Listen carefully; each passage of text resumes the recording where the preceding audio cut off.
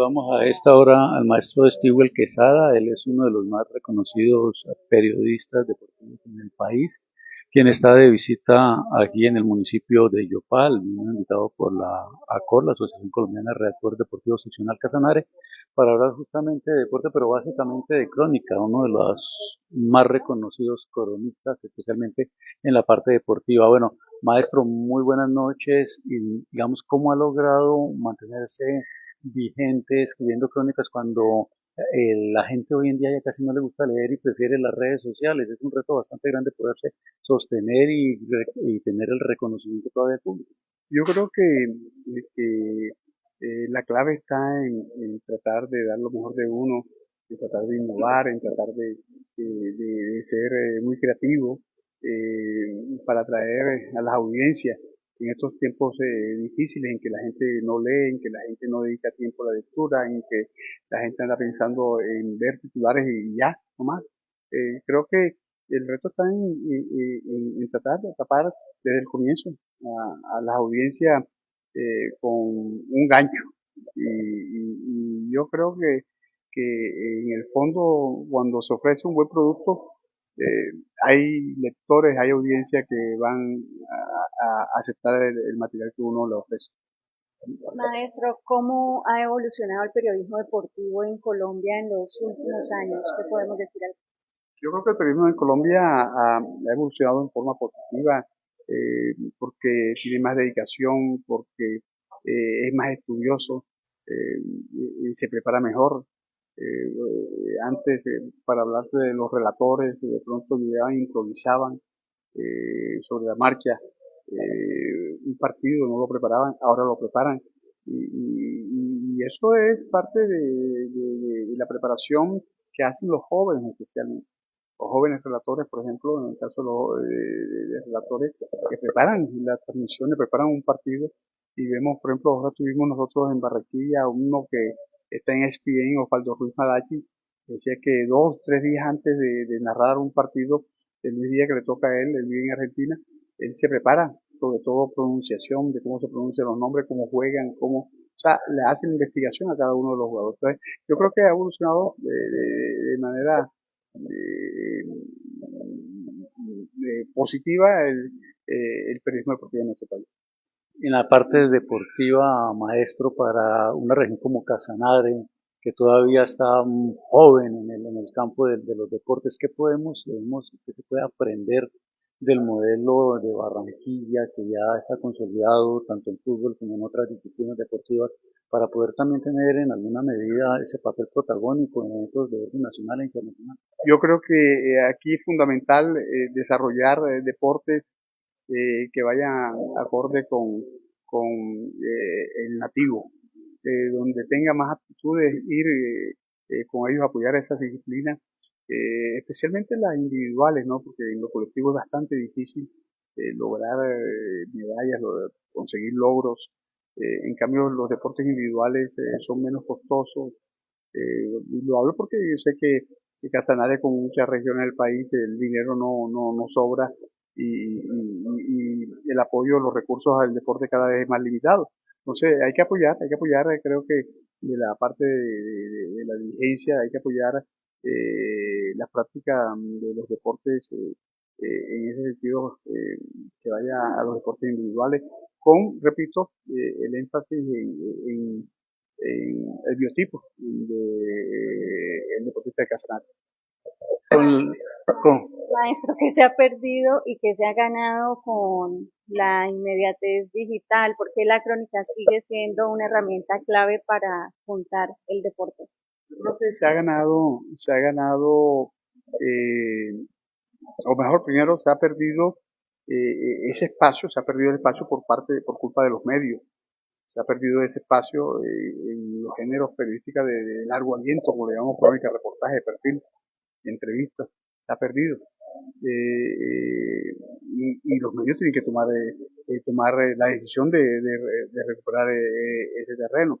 Creo que se ha ganado en los avances digitales que nos permite tener esas herramientas a la mano y tener datos que antes de pronto era mucho más difícil conseguir.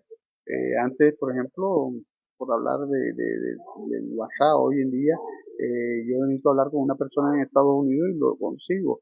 Antes tenía que pedirle una llamada con una operadora, que esté la persona, y si de pronto la persona está en la casa, o no está en la casa, o en la oficina.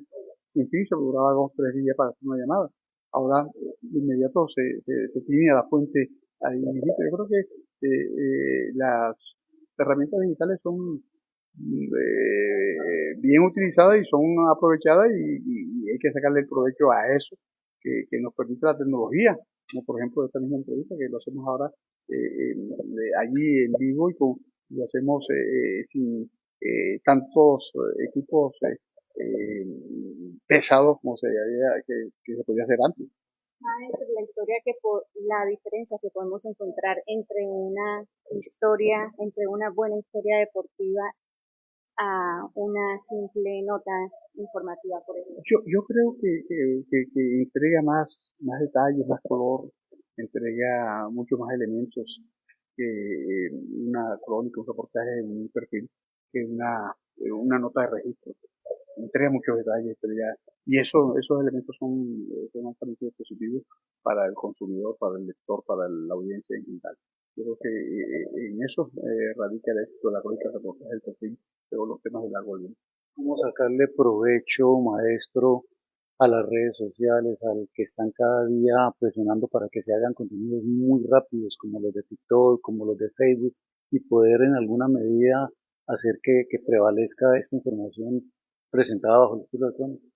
Yo creo que esos formatos o TikTok, yo creo que hay que utilizarlo y pueden servir de gancho para llevar después una crónica de largo aliento. Yo creo que hay que atrapar, cualquiera que sea el mecanismo que atrapar para después llevar a los temas de más profundidad a las audiencias. Si con un TikTok cortico se logra atraer y se me invita a leer una crónica, ya sea o ver una crónica de televisión o de radio, leer una crónica de radio o leer una crónica de un medio impreso, va a ser efectiva el primer elemento utilizado, la primera herramienta utilizada, el primer formato utilizado que es el TikTok. ¿Cuál cree que es hoy el plus que deben ofrecer los medios para atraer y fidelizar la audiencia, más seguidores? Yo creo que es buscar elementos que hagan la diferencia y esos elementos que hacen la diferencia son los géneros periodísticos de la web, indiscutiblemente. El tema de, por ejemplo, de la IA, decía el maestro Hernán Peláez, no, desconectenle al muchacho el computador porque ahora todo lo quieren por IA, no quieren salir y se está empezando a crear un facilismo que puede jugar en contra de la calidad del material que se comparte. Sí, totalmente de acuerdo porque quieren lo fácil y yo creo que el periodismo requiere mucha preparación, y esa preparación está en investigar y está en buscar información. Lo que pasa es que también ahí se conjuga el hecho de que los muchachos buscan eso, pero los medios también están exigiendo alta producción, y obliga casi a los muchachos a utilizar esta herramienta porque tienen que producir 5, 7, 6, 8, hasta 10 notas diarias y la inteligencia artificial se lo facilita. Maestro, ¿qué errores ve con mayor frecuencia en el cubrimiento deportivo actual y en cuanto al derecho de en cuanto a las transmisiones, en cuanto a los derechos y permisos que hoy vemos que medios, por ejemplo, como WIN, se reservan y precisamente.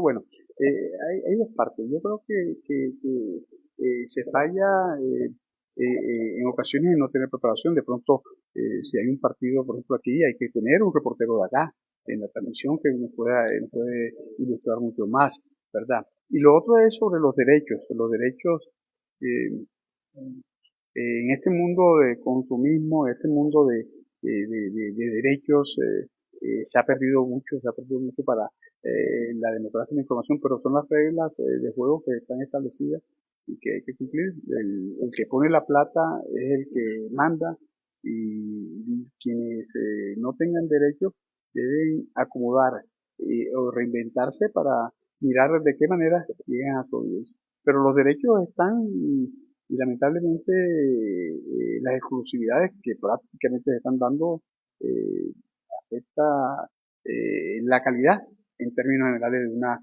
buena investigación, una buena información deportiva en términos generales.